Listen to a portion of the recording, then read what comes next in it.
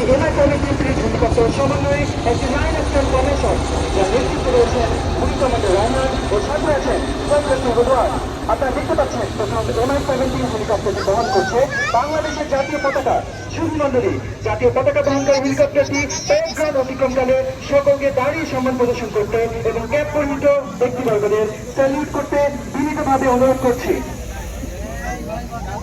সুধীমণ্ডলী, এরপর রয়েছে বাংলাদেশ সেনাবাহিনীর পতাকা বহনকারী হেলিকপ্টার যা পরিচালনা করছেন উইং কমান্ডার ইউসুফ ও ফ্লাইট লেফটেন্যান্ট হামিদ।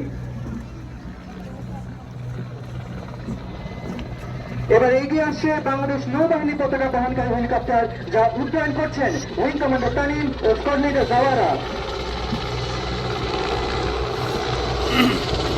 দর্শক মন্ডলী, সবশেষে দেখতে পাচ্ছেন বাংলাদেশ বিমান বাহিনীর পতাকা বহনকারী MI-17 হেলিকপ্টার যা উড্ডয়ন করছেন উইং কমান্ডার ওয়াহিদ ও কোঅর্ডিনেটর আহমেদ।